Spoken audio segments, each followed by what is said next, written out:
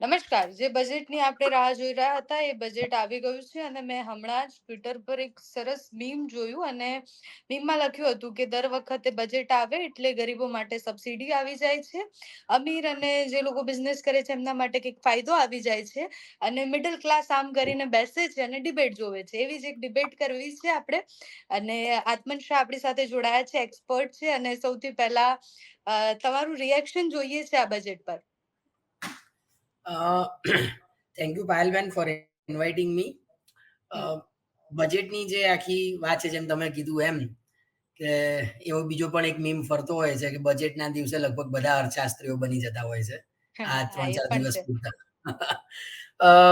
જે રિએક્શનની વાત છે, મને એવું લાગે છે કે અ, કોઈ ખાસ મોટી યોજના અથવા તો એની પાછળ કોઈ બહુ મોટું ખર્ચ થવાનું હોય અથવા તો કોઈ જૂની યોજના કે જેને વધારે સારી રીતે અ, એનું અમલીકરણ થવાનું હોય તો એમાં વધારે ફાળવણી કરી હોય આગામી વર્ષ માટે અથવા તો કરવાનો અંદાજ હમ. હોય, એવું કોઈ ખાસ બજેટમાં જાજુ દેખાતું નથી. અને તમે જેમ કીધું એમ મિડલ ક્લાસ બિચારો આમ બેસીને ડિબેટ જોતો હોય છે. હમ. એટલે અ, બહુ આશાજનક બજેટ છે, અથવા તો અર્થશાસ્ત્રની પરિસ્થિતિને ધ્યાનમાં રાખીને અથવા તો વધારે સારું બજેટ છે એવું કહેવું પણ યોગ્ય નથી, અને સાવ નિરાશાજનક બજેટ છે હમ. એવું હમ. કહેવું પણ યોગ્ય નથી. મને લાગે છે કે છેલ્લા 1-2 વર્ષમાં, એટલે આપણે આ ચૂંટણીનું વર્ષ કાઢી નાખીએ કે જેમાં ઇન્ટરિમ વચગાળાનું બજેટ ગયું, એની વચગાળાનું પહેલાના જે બજેટ. હમ. વર્ષના બજેટ છે એના કરતા મને લાગે છે કે થોડુંક સારું બજેટ ચોક્કસ કહી શકાય. હમ. અચ્છા, પ્રો ને કોન્સ તમને શું લાગ્યું કે કઈ વસ્તુ સારી છે આ બજેટમાં અને કઈ ખરાબ છે જેના પર સરકાર પૈસા નાખી રહી છે? અ, જે તમે જુઓ બજેટમાં જે બે મુખ્ય બાબતો કરવામાં આવી છે, એટલે 3-4 બાબતો પર ફોકસ છે, પણ જેમાં બે હમ. મુખ્ય છે. એક છે ખેડૂત અને બીજું છે યુથ અને ત્રીજું હમ. મહિલાઓ. અ, રોજગારીની વાતની જ્યાં સુધી આપણે ચર્ચા કરીએ કે અર્થતંત્રની અંદર રોજગારી વધારવાની છે, તો મને લાગે છે કે એમાં થોડીક નિરાશાજનક ફાળવણી જોવા મળે છે. જે હમ. ભારતનું બેકબોન છે, ગ્રામીણ ક્ષેત્ર હમ. અર્થતંત્રનું બેકબોન કહી શકાય, હમ. અને જેની યોજના જે મહત્વની છે મનરેગા, એ મનરેગા પાછળની જે ફાળવણી છે એમાં કોઈ જ વધારો કરવામાં આવ્યો નથી. તમે હમ. 2023-24માં જો મનરેગાની ફાળવણી જુઓ તો એ રિવાઇઝડ એસ્ટિમેટ 86,000 કરોડનું હતું, જે અત્યારે પણ લગભગ 86,000 કરોડનું જ રહ્યું છે. એટલે એમાં કોઈ હમ. વધારો થયો નથી. હવે પણ એમાં તમે જો બિટવીન ધ લાઇન્સ જુઓ તો ગયા વર્ષના સરકારને હજુ સુધી લગભગ 32,000 કરોડ રૂપિયા ચૂકવવાના બાકી છે. એટલે આ જે 86,000 કરોડની ફાળવણી કરી છે એમાંથી 32,000 કરોડ તો જે ગયા વર્ષના ચૂકવવાના બાકી છે એ ચૂકવી દેવાના છે. એટલે હમ. આ વર્ષ માટે ખરેખર કેટલા રૂપિયા બચશે? તો માત્ર 54,000 કરોડ. એટલે એ રીતે જો તમે સરખામણી કરો તો ગયા વર્ષના 86,000 કરોડ કરતા આ હમ. વર્ષે મનરેગાની ફાળવણીમાં ઘટાડો થયો છે તેમ કહેવાય. હવે હમ. મનરેગા એક એવી યોજના છે કે ગ્રામીણ ક્ષેત્રમાં રોજગારી માટેની સૌથી મહત્વની યોજના કહી શકાય. અને વારંવાર અર્થશાસ્ત્રીઓમાં ચર્ચા ઊભી થઈ છે, ખાસ કરીને અર્થશાસ્ત્રીઓમાં અને નીતિ નિર્માતાઓમાં પણ, કે આવી જ એક યોજના અ, શહેરી વિસ્તાર માટે પણ લાગુ પાડવામાં આવે. હમ. પણ આ આ બજેટમાં મનરેગા પાછળ કોઈ નોંધપાત્ર વધારો, ઉપરથી ઘટાડો થયો છે. વધારો તો તમે જવા દો. હમ. એટલે જો આ ગયા વર્ષની ચૂકવણી આપણે એને બાદ કરીએ તો માત્ર 54,000 કરોડ રૂપિયાની ફાળવણી થઈ છે. હમ. જે એક બીજી મહત્વની બાબત જેને આપણે પોઝિટિવ લઈ શકીએ છીએ, ન્યૂ એમ્પ્લોયમેન્ટ જનરેશન સ્કીમ, જે આ વર્ષે સરકારે દાખલ કરીને એની પાછળ લગભગ 10,000 કરોડ રૂપિયાની ફાળવણી કરવામાં આવી છે. અને એમાં જે ફોર્મલ સેક્ટરમાં, એટલે સંગઠિત ક્ષેત્રમાં જે લોકો રોજગારી મેળવશે હમ. એમને એમની પહેલી મહિનાની સેલરી સરકાર હમ. ચૂકવશે, એવી જાહેરાત કરવામાં આવી છે. અને અ, મેન્યુફેક્ચરિંગ સેક્ટરમાં પણ રોજગારીમાં વૃદ્ધિ હમ. થાય તે માટે સરકાર જે એમ્પ્લોયર છે, એટલે કે જે રોજગારી આપે છે, જે હમ. ઉદ્યોગપતિઓ છે અથવા તો ધંધાદારી જે રોજગારી આપે છે, એમના ઈપીએફઓમાં 3,000 રૂપિયાની ફાળવણી અથવા 3,000 રૂપિયાની યોગદાન સરકાર પોતે આપશે, એવી એક જાહેરાત કરવામાં આવી છે. મને લાગે છે કે આ એક સારી બાબત છે. સવાલ એ છે કે આ રોજગારી મને ધારો કે આજે મળી, તો એ હમ. રોજગારી કેટલા સમય સુધી ટકશે? પહેલી મને હમ રોજગારી મળી ગઈ, 1 મહિનાનો પગાર પણ સરકારે ચૂકવી દીધો, એના 3 ઇન્સ્ટોલમેન્ટમાં કંઈક પગાર ચૂકવશે એવી વાત છે. પણ હમ પછી એ રોજગારી ક્યાં સુધી રહેશે? 6 મહિના સુધી, વર્ષ સુધી, 2 વર્ષ સુધી, 3 વર્ષ સુધી? એનો કોઈ હજુ સુધી ક્લેરિફિકેશન આવ્યું નથી. કદાચ બની શકે કે જ્યારે એનું ઇમ્પ્લિમેન્ટેશન શરૂ થાય, હમ ત્યારે સરકાર અ, એની ગાઈડલાઈન કે રોડ મેપ નક્કી કરે. બીજો જે મહત્વની રોજગારીની યોજના છે, એ છે દીનદયાલ અંત્યોદય યોજના. હમ દીનદયાલ અંત્યોદય યોજનામાં આ વર્ષે બજેટમાં લગભગ 918 કરોડ રૂપિયાનો વધારો થયો છે. એટલે તમને એમ લાગે કે હા, ચલો 918 કરોડ રૂપિયાનો વધારો થયો.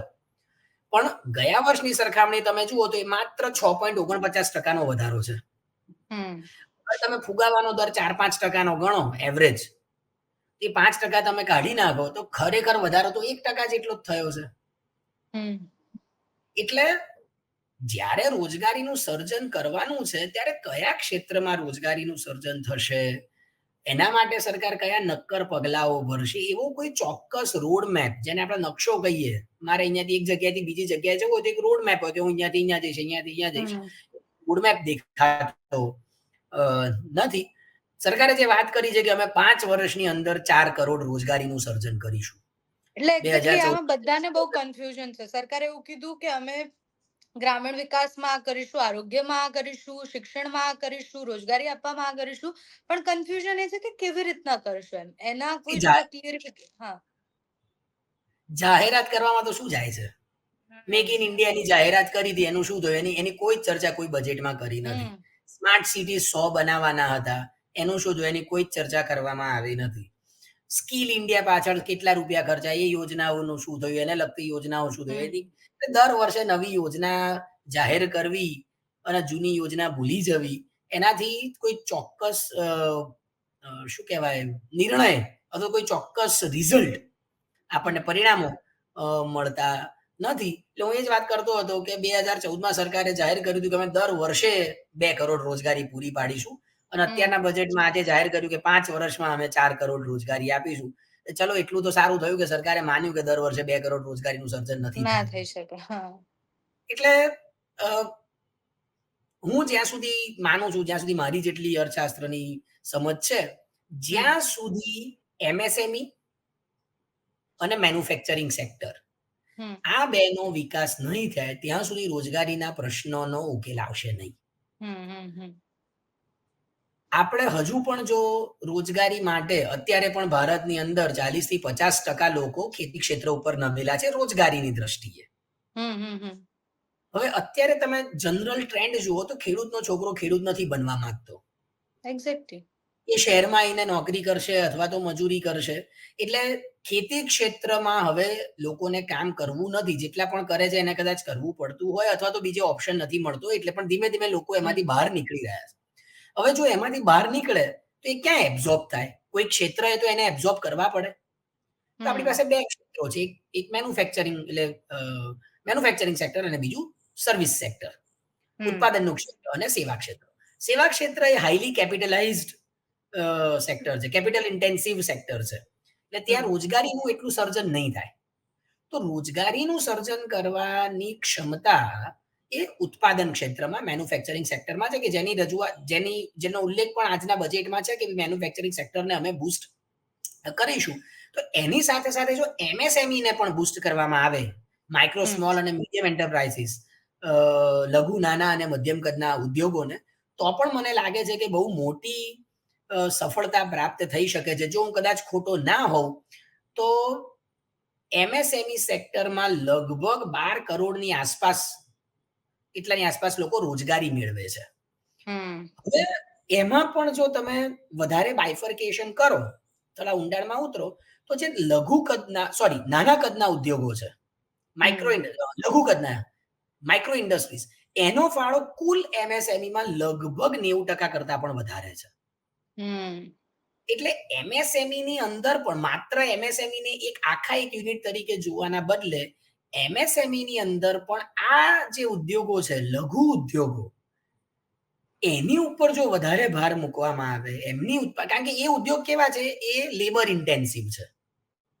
એટલે જો એમનો વિકાસ થશે તો રોજગારીનું સર્જન થવાની શક્યતાઓ વધારે છે. હમ. એટલે એ ક્ષેત્ર ઉપર જો વધારે ભાર મૂકવામાં આવ્યો હોત, એમને કોઈ ચોક્કસ યોજનાઓનો લાભ આપવામાં આવ્યો હોત, નો ડાઉટ એમએસએમઈમાં આઈ થિંક મુદ્રા સ્કીમ હેઠળ 10 લાખ કરતા 20 લાખ રૂપિયાની લોનની જોગવાઈ કરવામાં આવી છે, પણ એ લોન છે. હું લોન ક્યારે હમ. લઈશ? જ્યારે મારો ધંધો ચાલતો હશે. ચાલતું હશે. એટલે શું આપણે ઉધારી જ લીધું છે કે બજાર બરાબર જ ચાલે છે, લોકો ખરીદીઓ કરે જ છે, માંગ છે જ, હમ. એટલે ઉત્પાદકો 10 લાખની જગ્યાએ હવે 20 લાખ રૂપિયાની લોન હમ. લેશે, એવું મને લાગે છે કે ધારણા ખોટી છે. એટલે ક્રેડિટના બદલે એમને બીજી કોઈક રીતે ઇન્ફ્રાસ્ટ્રક્ચરમાં, ડિજિટલાઇઝેશનમાં, એ બધી બાબતોમાં જો વધારે અ, એ દિશામાં જો કદાચ વધારે ફાળવણી થઈ હોત, તો મને લાગે છે હમ. કે થોડો વધારે ફાયદો મળ્યો હોત. હમ. પ્રો પ્રો શું છે એમ? તમને આ બજેટમાં સારું શું લાગ્યું, કે કયો મુદ્દો સારો છે કે એનામાં પૈસા ખર્ચાવા જ જોઈએ ને ખર્ચાયા છે? એક મેં જેમ તને વાત કરી કે આ ન્યૂ એમ્પ્લોયમેન્ટ જનરેશન સ્કીમ કે જેમાં રૂપિયા હમ. 10,000 કરોડની ફાળવણી કરી છે, એ એક સારી બાબત મને દેખાઈ રહી છે. બીજું, આ મુદ્રા યોજનામાં જે 10 લાખ રૂપિયાથી વધારીને 20 લાખ રૂપિયાની લોનની જોગવાઈ કરી છે, પણ હું ફરી કહું છું કે એ અ, ત્યારે સફળ થશે જ્યારે બજારમાં માંગ હશે. હમ. જો કે એવી ધારણા છે જ કે આવતા વર્ષે આપણો જીડીપીનો વૃદ્ધિ દર 7% ના દરે વધવાનો છે. એટલે હમ. હવે આપણે જોવાનું રહ્યું કે કેટલા કેટલા એમએસએમઈ ના યુનિટ્સ આ મુદ્રા લોનનો લાભ લે છે, અને એનાથી એમના પોતાના ઉદ્યોગમાં અથવા તો રોજગારીના સર્જનમાં કેટલો ફાયદો થાય હમ. છે. આ એક બાબત, એટલે આ બે ત્રણ હમ. બાબત મને લાગે છે કે જે સારી છે, અથવા તો અત્યારે હાલ દેખાઈ રહી છે. હજુ તો 2-3 દિવસ થાય અને વધારે એનું વિશ્લેષણ થાય તો આપણે વધારે ઊંડાણપૂર્વક એનો અભ્યાસ કરીને એ કહી શકીએ. હમ. બીજી જે બાબત મને લાગી રહી છે, જે જે એડ્રેસ કરવાની જરૂર છે, એ છે હમ. ટેક્સની.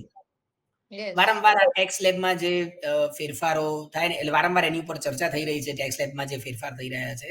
મને લાગે છે કે એમાંથી મધ્યમ વર્ગને કઈ બહુ મોટો ફાયદો થવાનો નથી. હમ. એટલે ટેક્સ સ્લેબ બદલાયા અથવા તો એના કારણે મધ્યમ વર્ગને બહુ બધી બચતો થઈ જશે, એવું કઈ બહુ ધારી લેવાની જરૂર નથી. મધ્યમ વર્ગની સ્થિતિ લગભગ જ્યાં છે ત્યાંની ત્યાં જ રહેવાની છે. એટલે મધ્યમ વર્ગ માટે કોઈ ફાયદો નથી થયો. અને બીજું, જે રીચર સેક્શન છે કે જેની ઉપર વેરો નાખવાની જરૂર હતી, અથવા તો યસ, વેરો કોર્પોરેટ છે, હા. યસ, જરૂર હતી, એ પણ ક્યાંય દેખાતું નથી. તમે જો છેલ્લા કેટલાક વખતથી આપણે આવકની અસમાનતા અને સંપત્તિની અસમાનતાની વાત કરીએ છીએ, કે જે ભારતમાં સતત વધતી જાય છે. હમ. અ, અને ઘણા બધા રિપોર્ટ્સ એવું સજેસ્ટ કરે છે કે જો અમીરો જે છે, ભારતના ધનિક વર્ગ જે છે, સૌથી ધનિક, ભારતના હમ. સૌથી ધનિક 100 લોકો કે ધનિક 10 લોકો કે ધનિક 1000 લોકો, એમની ઉપર જો વેલ્થ ટેક્સ નાખવામાં આવે, સંપત્તિ વેરો નાખવામાં આવે, તો પણ હમ. આપણે એ અસમાનતા દૂર કરવામાં ખાસો એ દિશામાં આગળ વધી શકે છે. હું એવું નથી કહેતો કે સંપત્તિ વેરો નાખવામાં આવશે તો અસમાનતા ઘટી જ જશે, પણ એ હમ. દિશામાં ચોક્કસ કામ થઈ શકે છે. પણ બદનસીબે આપણે સંપત્તિ વેરો ઉઘરાવવાનું બંધ કરી દીધું, જે નાખતા હતા એ પણ બંધ કરી દીધું. જો કે હમ. એની પાછળનું પણ રેશનલ છે, આર્થિક રેશનલ છે એની પાછળનું. પણ અત્યારે આપણે જો એને બાજુમાં મૂકીને કઈ રીતે આ ધનિકો પાસેની જે સંપત્તિ કે આવક છે, એનો યોગ્ય ઉપયોગ કર દ્વારા હમ. એ સરકાર એનો થોડોક હિસ્સો લઈને ગરીબો માટે, કલ્યાણકારી યોજનાઓ માટે, આર્થિક રીતે જે પછાત છે એ લોકો માટે વાપરે, તો ચોક્કસ રીતે આપણે અસમાનતા ઓછી કરી શકીએ છીએ. પણ એવા કોઈ સુધારા કરવેરામાં દેખાયા નથી. રાધર હમ. તમે છેલ્લા 2-3 વર્ષના બજેટ જુઓ, આ વચગાળાનું બજેટ કાઢી નાખો તો કોર્પોરેટ ટેક્સમાં ઘટાડો થયો છે.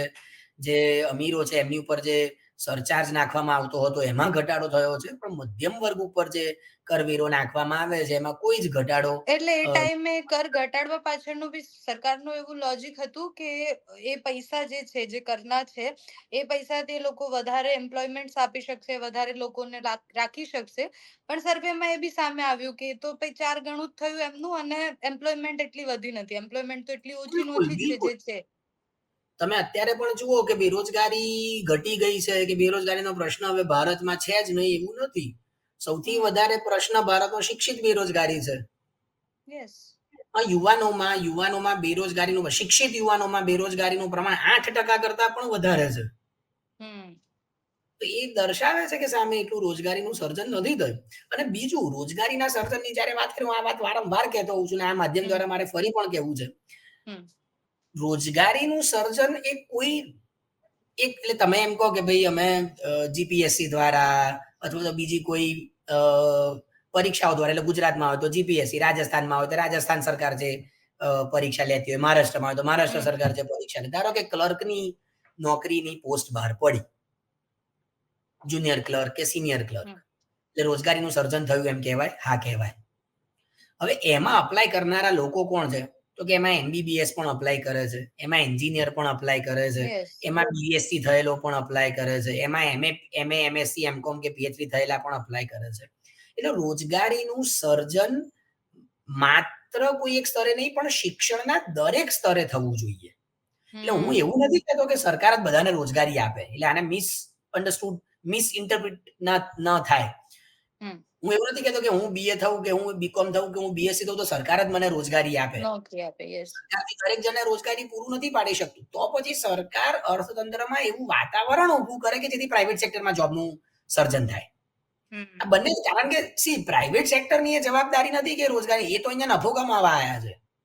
તમે એવું કહો કે આ તો પ્રાઇવેટ સેક્ટર, રિલાયન્સ મને જોબ નથી આપતું. રિલાયન્સ કઈ અહીંયા સેવા કરવા થોડી આવ્યા છે, કે અદાણી સેવા કરવા થોડી આવ્યા છે, કે ટાટા સેવા કરવા થોડી આવ્યા છે. એ કંપનીઓ અહીંયા નફો કરવા આવી છે. સવાલ એ છે કે બજારની અંદર, અર્થતંત્રની અંદર એવો માહોલ ઉભો થાય, એવું આર્થિક વાતાવરણ ઉભું થાય કે જેથી એ કંપનીઓને મળતો ફાયદો અથવા તો એ કંપનીઓનો જે વૃદ્ધિ દર છે એ વધે અને એના કારણે રોજગારીનું સર્જન થાય, અથવા તો સરકાર પોતે. આ બંને વસ્તુઓ છે. એટલે શિક્ષણના દરેક સ્તરે રોજગારીનું સર્જન થવું જરૂરી છે. જે આ એ રિપોર્ટ ખાસ વાંચવા જેવો છે કે જેમ જેમ શિક્ષણનું સ્તર વધતું જાય છે તેમ તેમ રોજગારીનું પ્રમાણ વધતું જાય છે. આનો અર્થ એ થયો કે જો હું 10મું પાસ હોઉં તો મને રોજગારી મળવાની શક્યતાઓ વધારે છે, પણ જો હું બીએ, બીએસસી કે બીકોમ થયેલો હોઉં તો મને રોજગારીની તક મળવાની શક્યતા ઓછી છે. હવે એના કારણોમાં અત્યારે આપણે નથી જતા. જે 10મું પાસ હશે મજૂરી પણ કરી લે છે, બીએ, બીકોમ, બીએસસી થયેલો એ કદાચ ન કરે, કારણ કે એને એવું થાય કે હું આટલું ભણેલો માટે અમુક ન કરું, અમુક પ્રકારના કામ હું ન કરું. એ પ્રશ્ન જુદા છે, પણ એ સ્પષ્ટ દર્શાવે છે કે શિક્ષણ અને રોજગારી એકબીજા સાથે સંકળાયેલા છે. એટલે તમે જ્યારે રોજગારીના સર્જનની વાત કરો ત્યારે એને આઇસોલેશનમાં જોવાની જરૂર નથી. એને શિક્ષણ સાથે, એને આરોગ્ય સાથે, એને અર્થતંત્રના બીજા ક્ષેત્રો સાથે શું સંબંધ છે, સ્કિલ ડેવલપમેન્ટ સાથે શું સંબંધ છે. હવે તમે શિક્ષણનું બજેટ જુઓ આ આખા બજેટમાં, તો ગયા વર્ષ કરતા આ વર્ષે 15.39% વધારો થયો છે. હું માત્ર શિક્ષણની વાત કરું છું, એમાં સ્કિલ અને એ હું બહાર સ્પોર્ટ્સ સ્કિલ એ બહાર રાખું છું. માત્ર શિક્ષણ પાછળ જે ખર્ચો છે એનું બજેટ 2024, એટલે આ બજેટમાં 1,25,638 કરોડ રૂપિયાની જોગવાઈ કરી છે, જે ગયા વર્ષ કરતા લગભગ 15.5% જેટલી વધારે છે. એટલે તમે એમાં ફુગાવાનો દર 4-5% બાદ કરો તો પણ 10%નો વધારો થયો છે, જે એક સારી બાબત છે કે ચાલો 10%નો વધારો આ વર્ષે થયો. નિરાશાજનક બાબત તમે એ છે કે જીડીપીમાં એનો જે ફાળો છે એ હજુ પણ 2.5%ની આસપાસ છે. અને આ પણ 2% હું કેન્દ્ર સરકાર અને રાજ્યોનો ભેગો કરીને કહું છું. તમે જો માત્ર કેન્દ્ર સરકારનો ફાળો જીડીપીમાં જુઓ તો 0.5% કરતા ઓછો છે. 0.5% કરતા ઓછો. ભારત સરકાર કુલ જીડીપીના ભારતની કુલ જીડીપીના 0.5% કરતા ઓછી રકમ શિક્ષણ પાછળ ખર્ચે છે. એની સામે તમે આ નવી એજ્યુકેશન પોલિસી જુઓ, એનઈપી 2020, સ્પષ્ટ લખેલું છે, મને અત્યારે પાના નંબર યાદ નથી, પણ તમે નેટ ઉપર સર્ચ કરશો એની પીડીએફ, સ્પષ્ટ લખેલું છે કે સરકારે પોતાની જીડીપીના 6% જેટલી રકમ શિક્ષણ પાછળ ખર્ચવી. હવે એક બાજુ જે ડોક્યુમેન્ટનું ઇમ્પ્લિમેન્ટેશન તમે જ કરી રહ્યા છો, સરકાર જ કરી રહી છે, કરાવડાઈ રહી છે જુદી જુદી યુનિવર્સિટીઝમાં, કોલેજીસમાં, સ્કૂલ્સમાં, અને બીજી બાજુ તમારા જ શિક્ષણ ખર્ચમાં કોઈ નોંધપાત્ર વધારો જીડીપીના ટકાવારીમાં જોવા ન હા, એટલે મળે. મારો છે ને એક્ઝેક્ટલી આ જ સવાલ હતો કે જે રીતના બજેટ રજૂ થાય તો સામાન્ય માણસ જે ટેક્સ ભરે છે, એટલે હું ટેક્સ ભરું છું, તમે ટેક્સ ભરો છો, તો તમારી રિક્વાયરમેન્ટ શું હોય? તમે બજેટ આવે તો તમને કાં તો ટેક્સમાં કંઈક રાહત મળે, કાં તો તમારું બીજું એવું હોય કે હું સારા નાગરિક તરીકે ટેક્સ ભરું છું, તો મારી જીવનની જે જરૂરિયાતો છે, જેમ કે મને આરોગ્ય સારું, મતલબ આરોગ્ય ક્ષેત્રમાં કંઈક સારું થવું જોઈએ, કે પછી એજ્યુકેશન સારું થવું જોઈએ દેશનું, દેશમાં સુરક્ષા હોવી જોઈએ, એટલે ડિફેન્સમાં તો બહુ જ સારા પૈસા ખર્ચે છે સરકાર, પણ બીજી બધી જે વસ્તુઓ છે એમાં ક્યાંક પાછળ રહી જાય છે. એટલે આપણે ગ્રામીણ વિકાસની વાત કરીએ કે એજ્યુકેશનની વાત કરીએ, એજ્યુકેશનમાં તો પણ આ વખતે સારું બજેટ ફાળવ્યું છે, પણ બીજું બધું મતલબ આરોગ્ય ક્ષેત્રમાં ને એ બધામાં બધાને કમ્પ્લેન્સ રહેતી હોય છે. હા, એટલે સવાલ એ જ છે કે માત્ર જાહેર કરી દેવાથી કે અમે રોજગારીનું સર્જન કરી દઈશું, કે અમે આરોગ્યની સેવાઓ સુધારી દઈશું, એમ એવી રીતે સુધરી જતી નથી. જે હમ શિક્ષણની હું જે વાત કરતો હતો કે એ જીડીપીના એટલા ટકા ખર્ચાય છે. હવે એની અંદર જો તમે જુઓ તો સર્વ શિક્ષા અભિયાન, હમ કે હમ જે ખૂબ અ, જાણીતી યોજના છે, વર્ષોથી ચાલતી યોજના છે, એની પાછળનું જો તમે બજેટ જુઓ તો માત્ર ને માત્ર 50 કરોડ રૂપિયાનો વધારો થયો છે. 2023-24માં 37,453 હમ કરોડ ફાળવ્યા હતા. આ વર્ષે સરકારે 37,500 કરોડ ફાળવ્યા. હમ સર્વ શિક્ષા અભિયાન પાછળ જે ખર્ચો થાય છે એનો ફાળો તમે કુલ બજેટમાં જુઓ, લગભગ એ 1%, 1.2%, 1.3%ની આસપાસ રહેતો હતો, હમ જે આ વર્ષે માત્ર 0.79% છે. એવી જ રીતે સ્કૂલ એજ્યુકેશન પાછળ, એટલે જે આખું શિક્ષણનું બજેટ એમાં સ્કૂલ એજ્યુકેશન, શાળા શિક્ષણ હમ પાછળ સરકાર જે ખર્ચો કરતી હતી 2017માં એનો ફાળો કુલ બજેટમાં લગભગ 2.2% આસપાસ હતો, જે અત્યારે ઘટીને માત્ર 1.5% થઈ ગયો છે.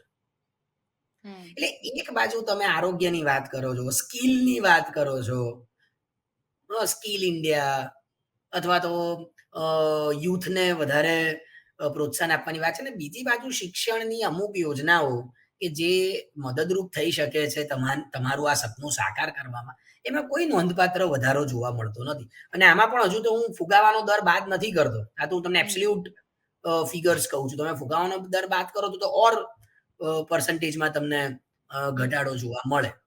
એટલે શિક્ષણ, આરોગ્ય, મહિલાઓના વિકાસ, ગ્રામીણ અર્થતંત્ર, આને ઇગ્નોર કરી શકાય તેમ નથી. હવે પ્રશ્ન એવો ઉભો થાય, સામાન્ય રીતે આપણે શું સાંભળીએ છીએ કે ગયા વર્ષે 500 કરોડ ખર્ચાયા, આ વર્ષે અમે 510 કરોડ ખર્ચીશું, એટલે આપણે ખુશ, ચલો 10 કરોડનો ખર્ચો 10 વધ્યો. કરોડનો વધારો, હા. પણ એ વધારો ખરેખર વધ્યો છે કારણ કે એમાં ફુગાવાનો દર તમારે ઉમેરવો પડે. કારણ કે હમ ગયા વર્ષે 500 કરોડ માટે જેટલો ખર્ચો થયો, જેટલી વસ્તુઓ માટે 500 કરોડનો ખર્ચો થયો, આ વર્ષે એટલી જ વસ્તુઓ માટે 510 કરોડ રૂપિયાનો ખર્ચો થાય, કારણ કે ફુગાવો વધ્યો છે, ફુગાવાનો દર વધ્યો છે, ભાવ સપાટી વધી છે. હમ તો એ એકચ્યુઅલ વધારો તો થયો જ નથી.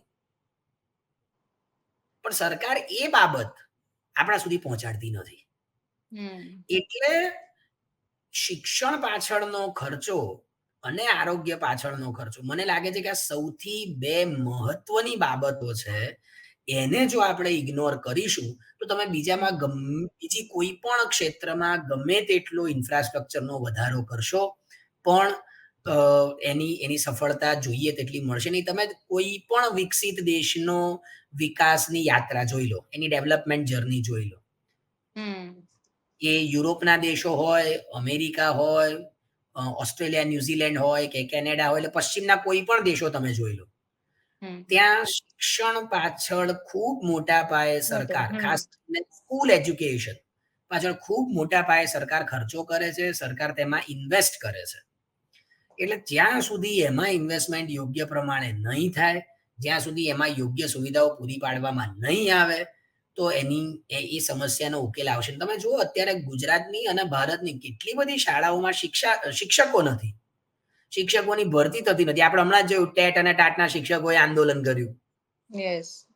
બરાબર. તો ગુજરાતની, હવે એ આંકડામાં સુધારા થયા હોય તો મને ખબર નથી, પણ જે છેલ્લો આંકડો હતો, 700 શાળાઓ એવી છે કે જેમાં માત્ર એક જ શિક્ષક એક છે. જ શિક્ષક છે. અને જો કદાચ હું ખોટો ના હોય તો ભારતમાં લગભગ આખા ભારતમાં તમે જુઓ તો એ આંકડો લગભગ 10,000 કરતા વધારે શાળાઓ છે. હમ હવે એવા સમયે તમે કેવી રીતના શિક્ષણને વધારે સારી રીતે બનાવશો લોકો સુધી, અને એમાંય હું પાછી ઇન્ફ્રાસ્ટ્રક્ચરની સુવિધાની તો વાત જ નથી કરતો હો.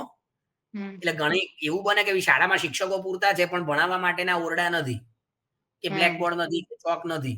એ આખો મુદ્દો જ જુદો છે. એને આપણે અત્યારે એટલે સુધી આપણું વિશ્લેષણ સીમિત રાખીએ.